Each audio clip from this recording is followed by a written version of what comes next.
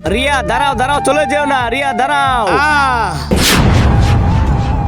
Sorry বাবা, আমাকে মাফ করে দাও। তুই আমার ধ্যান ভেঙে দিয়েছস, তোকে আমি মাফ করব না, তোকে আমি অভিশাপ দিব, তুই পাথর হয়ে যা। আরে বাবা, আমার গার্লফ্রেন্ডের ভুল হয়ে গেছে, আপনি আমার গার্লফ্রেন্ডকে ঠিক করে দেন। অনেক ভুল হয়েছে, অনেক ভুল হয়েছে, আপনি ঠিক করে দেন। আমি তোর গার্লফ্রেন্ডকে ঠিক করতে পারবো না, তুই ঠিক করতে পারবি। তুই এই বোতল থেকে, নদী থেকে জল নিয়ে আসো। ঠিক আছে,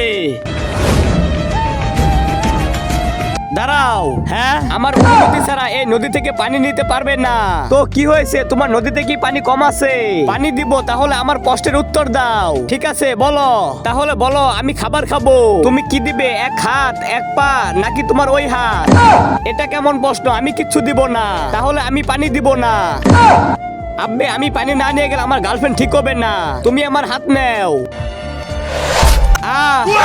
ভরে নেও পানি। আহা আহা আহা, এনেছি বাবা।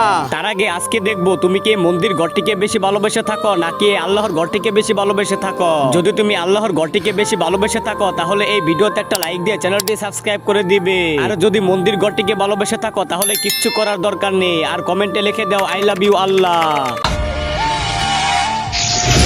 হ্যাঁ, আরে আমার গার্লফ্রেন্ড ভালো হয়ে গেছে। হ্যাঁ বেবি। আরে বাবা, তুমি তো এমনিতেই ভালো করে দিলে, তাহলে পানি দিয়ে কি করবে? আব্বে, আমি বাথরুম করেছি, এখন এই পানি দিয়ে পরিষ্কার করব।